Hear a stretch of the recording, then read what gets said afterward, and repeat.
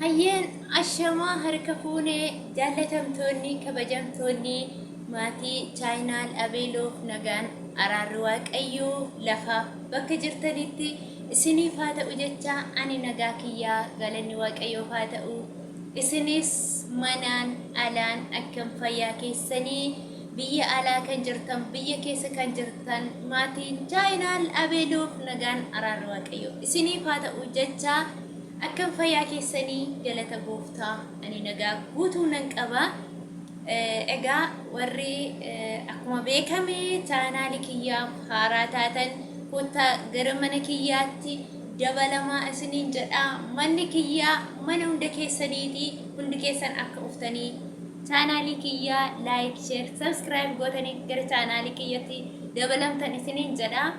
Asmaanis immoo warri duraa chaanaali kiyya jala jirtanis like gochuu hin dagatinaa na wajjiniin ta'a isiniin jecha. Har'a immoo zayitii ajaa'ibaa bareedaa kan birrii keenya baasnee birrii baay'eetiin bituu dandeenyu mana madaamii keessatti immoo haala salphaa ta'een gatii xiqqishuu ta'een tarii immoo gatiiyyuu baasuu dhiisuu dandeenya. Mana madaamii keessa agaraata baay'een waan jiruuf jecha innaa rifeensa keenya immoo haala ajaa'ibaan bakka yeroo rifeensi caccabee bubuqqa'ee nu rakkise baay'ee akkanumas immoo haphatee nu rakkise baay'een keenyi nu jalaa haphatee ni jenna akkasumas immoo nu jalaa ni caccabaa ni jenna haala akkanaan akka yeroo gabaabaa keessatti nuuf sirratu isinitti himuuf yookiin immoo isin barsiisuuf dhufeetiin jira. Isin immoo chaanaali kiyyaa like, share, subscribe gochuu hin dagatinaa. Amma gara hojii isaatiin ni galla walumaan haa jennu deemneetiin isiniin jedha jaallatamtoota kiyyaa. Amma gara hojii isaatti isin affeeree jira yallaa. Jaallatamtoota kiyyaa amma kunoo wantoota nu barbaachisan isiniif qabadhee walumaan haa jennu haala kamiin akkamitti maalirraa akka hojjennu hundaa isiniif qabadhee dhufeetiniin jira. Dhugaa dubbachuuf jijjiirama baay'ee argattu otoo hin turiin ji'a 7 keessatti jijjiirama guddaa argattu jedheen itti yaada. Kan ofii kiyya itti fayyadamadha. Innis maali yoo jettan habbasoota yookiin immoo abasuuda gurraacha yoo iddoo naannoo tokko tokkotti immoo waraqaa gurraacha moo maal jedhama kana fakkaata. Asitti immoo kunoo saalixii namni hin beekne hin jiru simsim oil kan jedhanii gatii kana yeroo bitan qaalii garmalee dhugaa waaqaati. Googlii irraa sarchi godhaa ilaala gatiin isaa qaalii akkamiiti qaalii garmalee jechuudha. Akkasumas immoo kunoo zayituunii olive oil jechuudha. Akkasumas immoo kunoo daameeji avocado oil akkasumas kunoo coconut oil dha. Ani itti fayyadamu coconut oil 100% yani 100% isa jedhanidha. Warreen kana akkamii walitti dabalee haala ittiin hojjedhu na hordofaan isiniin jedha qaaliiwwan kiyyaa.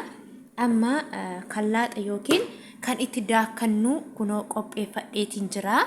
Isa kana hundumaa waliin na hubadhaa ilaala. Haga ana na barbaachisa. Nagaha jedhee itti yaadee kunoo maankaa tokko lama maankaa lama jechuudha. Habbasoota kiyya yookiin immoo waraqaa gurraacha yookiin immoo abasuuda akkasumas saalixiillee maankaa lama jechuudha. Kunoo maankaa lama an zayita xixiqqeessee waan jedhuu fi kunoo amma maankaa lama qopheeffadheera. Daakka'eetiin walitti deebina na hordofaa jaalleewwan kiyya. Kunoo amma daakka'eetiniin jira haala kanaan daakee jira. Garmalee diqiqqi gootanii hin daakina haala kanaan daakkattu yeroo daakkattanii barbaadanitti daakkachuu ni dandeessu isiniin jedha. Amma daakamaa isa kana jechuudha. Kunoo biridistii qulqulluu ta'ee waan itti yeroo hundaa hojjetadhudha. Na isa hundaa kanatti naqadhaa jechuudha. Kunoo amma hegaa birdistiitti naqattaniiti olive oil kiyyaa itti naqadhaa jechuudha. Olive oil itti naqadhe darbee ammas kunoo olive oilii isma kanarratti jechuudha coconut oilii itti naqadha.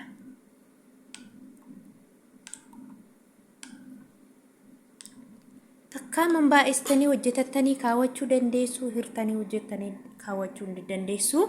kun immoo coconut oiliidha jechuudha. akkasuma kunoo avocado oiliis immoo akkuma sanii as naqadha. walqixxee goggodhadha jechuudha. waan hundumasaa walqixxee goggodhadha. maaliif miiksi yeroo ta'u tokkotti na jalaa hin caalu jechuudha. isin waan zayita han barbaadan manaa qabdan itti naquu ni dandeessu. muuf laazim an fakkeenya gosa tokkitti qabaatan zayitii yookiin olive oilii yookiin immoo zayituunii jechuudha yookiin immoo coconut oilii yookiin immoo avocado oilii waan mana keessa qabna jettan itti naqattu. amma abiddarra kaawwadhee walitti deebinaa na hordofaa isiniin. kinoo amma egaa abiddarra keessaniiti akkasittiin totochoostu na hordofaa hanga umaatti hanga daqiiqaa 10tti abiddumarra tura. walumaan na hordofna. haala kanaanii akkasittiin erga inni tik jedhee daqiiqaa 10 erga irra tursitaniiti qabbaneessitu. amma kalaas ani daqiiqaa 10 fi haala kanaan akkasittiin bilcheeffadheeraa jechuudha. amma cufe bakka haga inni qabbanaa'e calalee isin argisiisa. jaallatamtoota kiyyaa kunoo haala kanaa kunoo as naqadhiin jira saayinaa qulqulluutti. kunoo kana fakkaataa isiniin jedhaa. yeroo calallimmoo haala kanaan kunoo harki kiyyaa tokko waan ta'eef nama kaameraanaa qabu hin arganne. kunoo haala kanaan calaleetiin isinitti deebi'aa isiniin jedha. kunoo haala kanaanii akkasittiin maxxixxi gootanii cuunfattu jechuudha. hanga zayitiin isaa maxxixxi jedhee isinii bahutti haala kanaan akkasittiin cuunfitu. kinoo haala kanaan akkasittiin zayitii kiyya cuunfadhee bareecha eetiin nan jira. amma isin cuunfe isinitti argisiisa. kunoo cuunfaasaa jechuudha. toshitanii haala kanaan akkasitti cuunfitanii wanti gochuu qabdu. argitanii gogaa baay'ee gogeera. akkasittiin toshitanii haala bareedaa ta'een ega cuunfattaniiti jechuudha. kunoo qodaa duwwaa qodaa akkasii nan qaba. kan barbaadanitti godhachuu ni dandeessu isinii. amma kanatti naqadha jechuudha.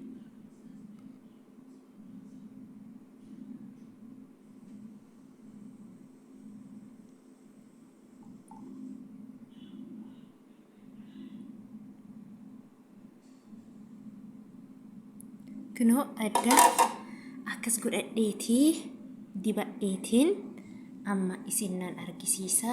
viidiyoon kiyya isinitti toleera je'ee yaadaa jira. kunoo kana fakkaataa zayitiin kiyya har'aa na dibadheetaniin immoo akka isin argisiisu abdiin qaba. kunoo kana fakkaatan isiniin jedhaa. na hordofaa hanga dhumaatti.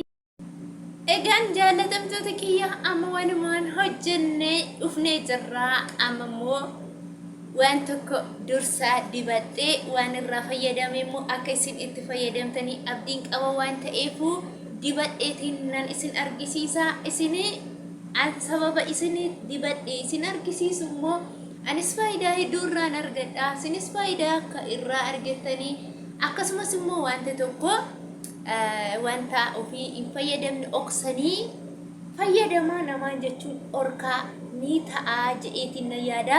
soo kanaafiyyuu hundi keessanillee narraa ilaalaati yeroo gabaabaa keessatti baay'ee sodaatina. baay'een keessan rifeensa keessan faarmii dibdanii akkasumas immoo qalamii dibdanii kan rifeensa keessan baay'ee tabalaachisiistan ni jirtu. soo kanaafiyyuu insi qiqiina yeroo gabaabaa keessatti akka rifeensi keessan haala ajaa'ibaan isiniif deebi'u abdii guddaan qaba isiniin jedhaa. hundi keenyillee rifeensi keenya dura baay'ee gaddeebi'aa gadi bu'aa rifeensi keenya ture akkas miti. rifeensa isin dheeraa logloqaasaa hin barbaadina. maaliif isiniin jedhee jaalleewwan kiyyaa rifeensa dheeraa otoo hin taane rifeensa fayyaa qabeessa ta'uu foroforii irraa bubuqqa'uu irraa caccabuu irraa firii ta'uusaa malee dheeraa luqulluqamaa miti. Baay'ee haphatee kan isin rakkisu baay'ee ni jiru. Rifeensa dheeraa qabaatanii immoo haphatee immoo hin bareedne baay'eetu jira. Inna haala kanaan zayita yeroo dibattan rifeensa keessan addaan hiraa kunoo haala kanaan akkasitti addaan hiraati xixiqqeessaa jechuudha. Maaliifi masaajiif akka isinitti tolutti. Innaa egaa akkas gootaniiti immoo kunoo kana isaarra immoo zayitii hanga dhumaatti itti diddibuu qabdu yeroo hundumaa jechuudha. Zayitiin jalqaba isaa bichaa otoo hin taane hanga dhumaatti. Haala kanaan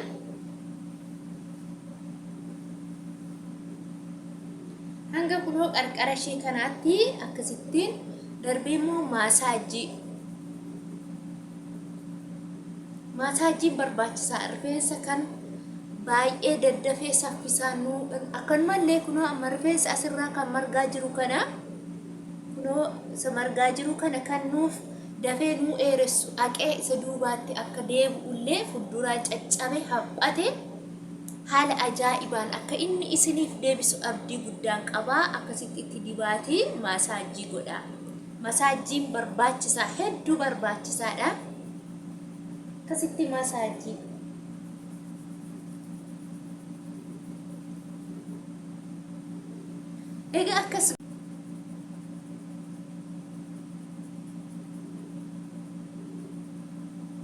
egaa akkasitti masaajii gootanii haala ajaa'ibaan hanga dhumaatti kunoo hanga qarqara isaa kanaatti zayitii isaa itti dibdaniiti kunoo akkasitti ni dhahannaa jechuudha. Yeroo hundumaa qibaatii dibadhaa ka'aatii rifeensa keessan immoo dhaha.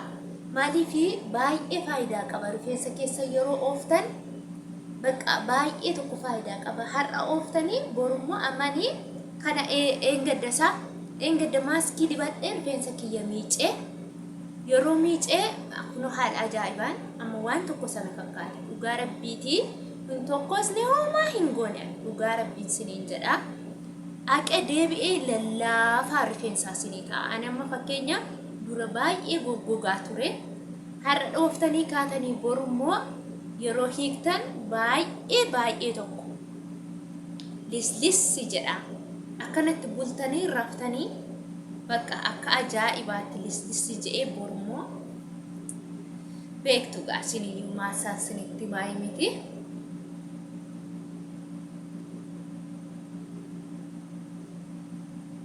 Yeroo ooftan immoo hanga qarqaraatti dhahuu qabdu.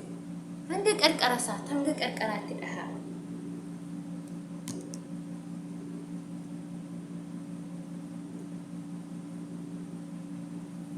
Akkasuma ammallee jechuudha.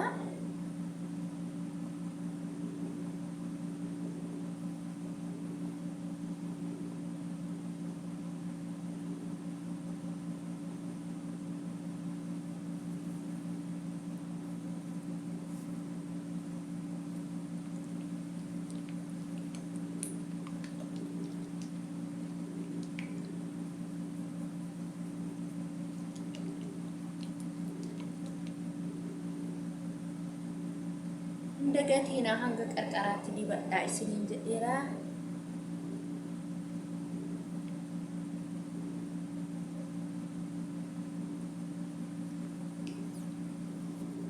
Egaa akkasitti dibatanii maasaajii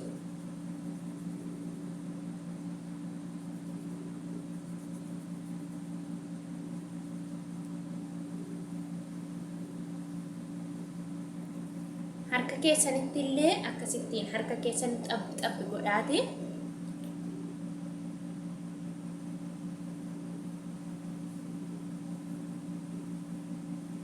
Hanga qarqara isaatti jechuudha.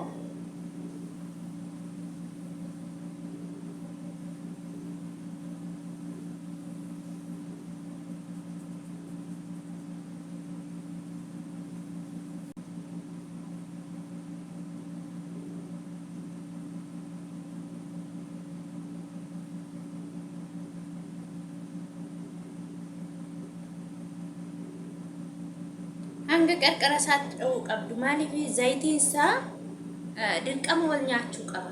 haqee qibaatiin nuun dibannu jechuudha. Rifeensa keenya waliin akka inni wal fudhatu gochuu qabdu jechuudha. Hanga qarqara isaatti haala kanaan.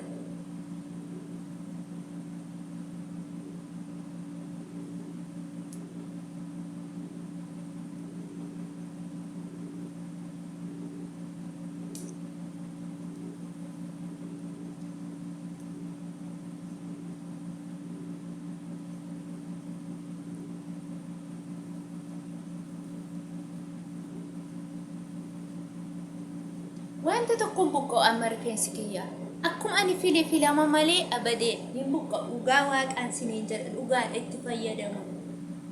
Otoo duraati rifeensi kiyya baay'ee buqqa'ee baay'ee na rakkisa ture.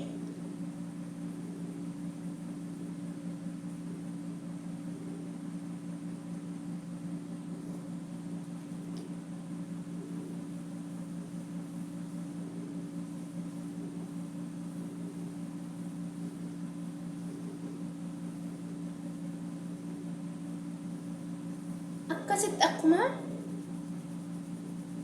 yeroo keessan irratti fudhaatii masaajjiin barbaachisaadha ijoo masaajjii ndawum yeroo teessa yeroo hundumaa rifeensi keessan masaajjii gootanii natti tola. Qibaatii yoo hin qabaanne jechuudha.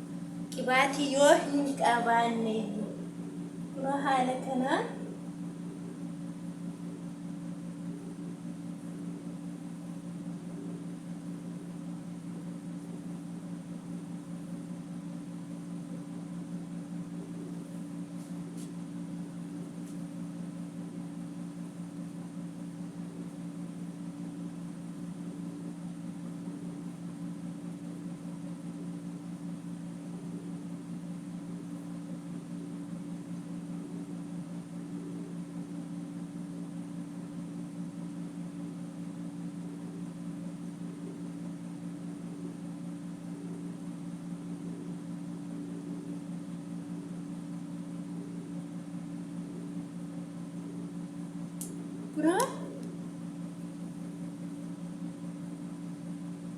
kana fakkaataa asirraanis haaluma sanaanii isinitti argisiisa akkaataa masa kanaatiin jechuudha.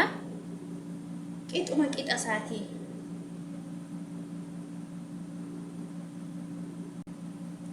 kunoo amma karaa asinii fixee karaa asiniillee xumuruutti jira isiniin jedha. Maalifi karaa lamaan isaa yeroo isinitti argisiisu immoo viidiyoon hedduu isinitti dheerataa. Yeroo isinitti dheeratu immoo baay'een keessan yeroon qabdanii nan beeka. Girrii madaamiiti. Kunoo kana fakkaata isiniin jedha kunoo laalaa. Isinillee kunoo haala kanaanii lola isiniin jedha. Ni qixa lamaan isaa jechuudha. Kunoo isa kan kana isaarra immoo